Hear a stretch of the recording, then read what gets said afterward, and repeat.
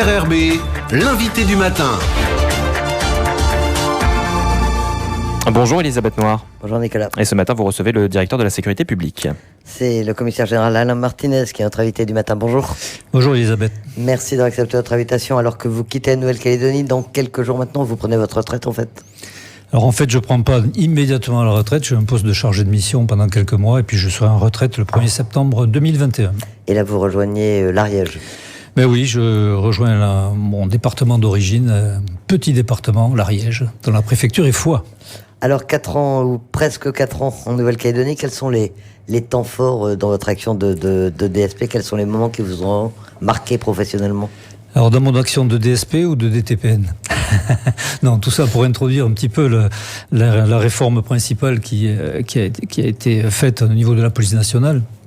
C'est vrai que on a eu 3 ans et 8 mois très intenses puisqu'on a procédé à cette réforme majeure qui a consisté à avoir un seul chef sur tous les services de police du Caillou. Et ça, c'est une réforme majeure, oui. Alors, il n'y a pas eu que ça. Il y a eu la PSQ, on a eu la création... de sécurité au quotidien. Tout à fait, la police de sécurité du quotidien. Il y a eu la création de l'unité canine légère aussi, ça c'est pas anodin. Et à travers la PSQ, on a mis en place certains dispositifs qui marchent bien, comme les groupes de partenariat opérationnel, les brigades spécialisées de terrain qui ont une action très forte sur la délinquance, etc. Alors ce dispositif de la police de sécurité du quotidien, Nouméa était une ville pionnière un petit peu pour sa création. C'est un dispositif qui vous semble efficace? Alors oui, Nouméa a été dans la première fournée, si je puis dire, de PSQ et à travers le QRR. Donc on a choisi comme quartier de reconquête républicaine PLM Tendu, où on avait quand même quelques soucis de délinquance avec la zone industrielle et puis des quartiers populaires, on va dire, et puis aussi des habitats précaires. Et donc on a choisi ce QRR et on a mis en place la police de sécurité du quotidien qui repose en fait sur la fidélisation de fonctionnaires sur un secteur et sur la responsabilisation du chef de bureau de police qui donc investit de toute autorité dans son secteur et qui peut agir d'initiative. Et à travers ça, il y a eu des actions, comme je vous disais, comme les groupes de partenariat opérationnel où on discute avec nos partenaires habituels, mairies, bailleurs sociaux, transporteurs, etc. On essaie d'identifier les problèmes pour les régler immédiatement sur place. Voilà, et en termes de résultats, on constate une baisse de la délinquance, une diminution des faits délictueux dans les quartiers où c'est appliqué? Alors on a constaté une très belle baisse de la délinquance sur les cambriolages notamment, qui était un véritable problème, hein. Rappelez-vous en 2018 avec le pillage des magasins. Donc là cette année on affiche pas loin de moins 20%, c'est énorme. Là où on a moins de succès, si je puis dire, c'est sur les atteintes à l'intégrité physique, où là on affiche plus 7%.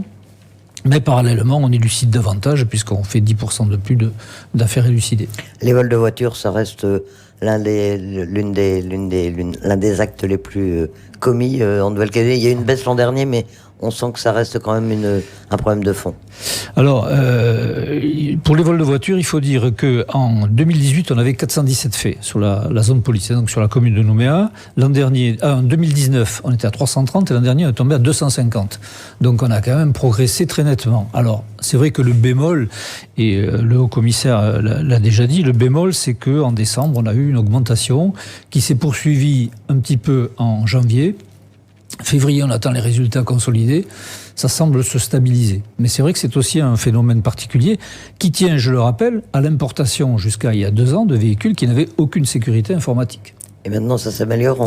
On apporte des véhicules qui sont plus adaptés. Alors, ça fait partie aussi de l'amélioration. Il n'y a pas que l'action de la police. Et c'est vrai qu'on constate que les véhicules les plus volés sont des véhicules anciens qui n'ont pas de dispositif électronique de protection. Alors, il existe, vous le savez, un fort sentiment d'insécurité en Nouvelle-Calédonie et à Nouméa notamment. Comment est-ce que vous le vivez? Est-ce que vous le comprenez déjà? Alors, le comprendre, bien entendu, on le comprend, puisque, bon, vous savez que j'ai travaillé près de 40 ans en métropole. Bon, il y a le sentiment d'insécurité, et même dans une campagne isolée, il y a un sentiment d'insécurité. Donc, à Nouméa, c'est vrai qu'il y a un sentiment d'insécurité que l'on comprend. Après, nous, service de police, il faut qu'on soit un peu rationnel et qu'on travaille sur des faits concrets. Et c'est vrai que ce sentiment d'insécurité ne repose pas toujours sur des données exactes. Et je comprends la personne qui rentre chez elle et qui voit son logement cambriolé, je comprends tout à fait déjà le désagrément et je comprends qu'on ne se sente pas en sécurité. Puis vous savez, il y a les réseaux sociaux, il y a les médias déjà qui existent mais qui sont encore renforcés, les réseaux sociaux qui accentuent ce sentiment d'insécurité. Donc voilà, nous il faut qu'on reste rationnel et qu'on essaie de lutter contre la délinquance réelle. Il y a des endroits sensibles, on parlait des quartiers nord tout à l'heure, les baies aussi, c'est des endroits sur lesquels vous avez dû accentuer la surveillance et la sécurité. Alors les baies c'est différent, les baies, le sentiment d'insécurité naît du fait qu'on a concentré beaucoup d'établissements de nuit, notamment sur la baie des Citrons, avec... On n'en a pas encore parlé, le phénomène calédonien qui est l'alcoolisation.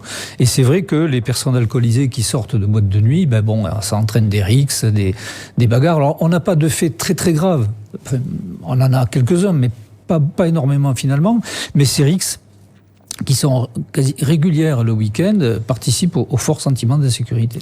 L'alcool qui est, vous le disiez, donc l'une des causes essentielles de la délinquance en Nouvelle-Calédonie. Depuis votre arrivée, vous avez senti une évolution? Ça s'aggrave ou ça s'améliore? Il y a un certain nombre de mesures qui sont prises quand même. Oui, alors, il y a des mesures qui sont prises et là on a senti une nette amélioration, c'est sur la vente illégale d'alcool. Là on a moins de marché noir, moins de cristallisation à ce niveau-là. Au niveau de l'alcoolisation, là le problème est plus compliqué, et puis les mesures qui ont été adoptées notamment par la province sud sont quand même encore assez récentes, donc il faut attendre les résultats. Nous, on est relativement stable par rapport au nombre d'ivresses publiques et manifestes que l'on constate. Cela dit, il y a des week-ends où les jauges sont pleines. La délinquance juvénile, c'est également l'une des caractéristiques de la délinquance en Nouvelle-Calédonie. Ça vous étonne par rapport à ce que vous avez pu connaître à d'autres endroits dans votre carrière? Oui, effectivement, la participation des mineurs dans les faits délictueux est beaucoup plus importante en Nouvelle-Calédonie. Il y a 2 ans, on était à plus de 60% de mineurs impliqués dans les cambriolages. En 2020, on est tombé à 46%. Mais c'est quand même toujours très important. Effectivement, c'est étonnant, mais je pense que c'est aussi dû à un défaut de l'autorité parentale qui laisse des jeunes traîner dans la nuit sans aucun contrôle. Et c'est vrai que là aussi, le procureur de la République, Yves Dupas, et la province sud ont entamé une action dont il faudra voir les résultats à plus long terme. Il y a eu aussi des moments très tendus pendant les presque 4 ans que vous avez passé dans vos fonctions, et notamment on pense au mois de décembre, et notamment le 7 décembre avec des violences urbaines, comme on les a qualifiées. Ça vous a surpris ce qui s'est passé ce jour-là? Est-ce que la police était prête à réagir à ce genre d'événement? Alors, on était prêt, oui et non, mais l'ampleur du phénomène nous a surpris le matin. Donc, on a eu un temps de réaction. Mais c'est normal, on n'a pas toujours les effectifs nécessaires. Puis je vous rappelle qu'il y avait aussi des tensions ailleurs, que les gendarmes mobiles n'étaient pas toujours disponibles. Ça a commencé par les actions contre le bateau de Valais, qui a quand même été, dont les amarres ont été coupées, etc. Donc, il a fallu qu'on réagisse. Alors, je salue vraiment les policiers calédoniens, parce qu'on a des collègues qui ont fait la nuit et qui sont restés jusqu'à 14 heures sans interruption pour nous aider à rétablir l'ordre. Donc, quand on a réussi à avoir suffisamment d'effectifs, quand on a vu arriver les 2 pelotons de gendarmerie mobile, là, on a eu les moyens, et vous avez vu que ça a été après très radical, puisque moi j'ai vu, parce que il n'y avait pas que des manifestants, il y avait aussi des voyous de quartier qui sont venus leur prêter main forte, si je puis dire. Mais quand je les ai vus, moi, aux écrans vidéo du commissariat, se jeter à l'eau pour échapper aux policiers, là, j'ai dit quand même, on a bien travaillé.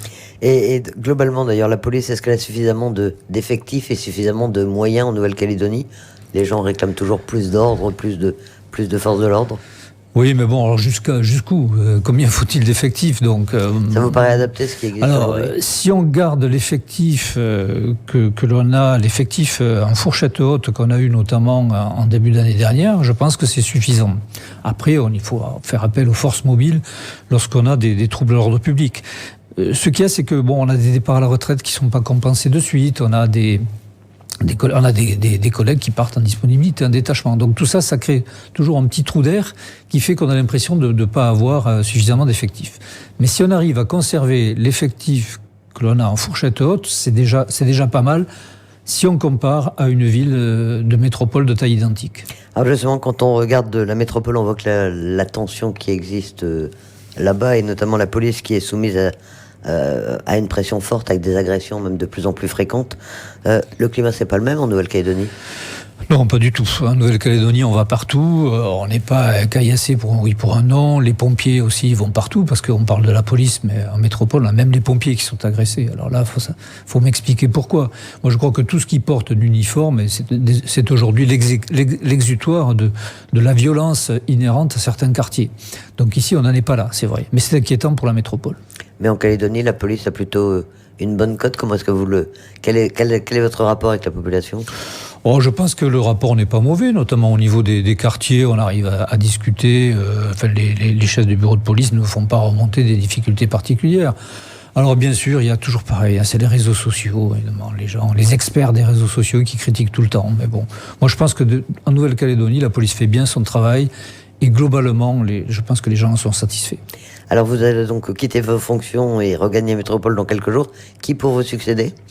Alors c'est Jean-Marie Cavier, qui est commissaire divisionnaire et qui vient de Mayotte. Donc c'est l'un de mes partenaires de DTPN, puisque la DTPN a été mise en place à Mayotte, en Guyane et en Nouvelle-Calédonie.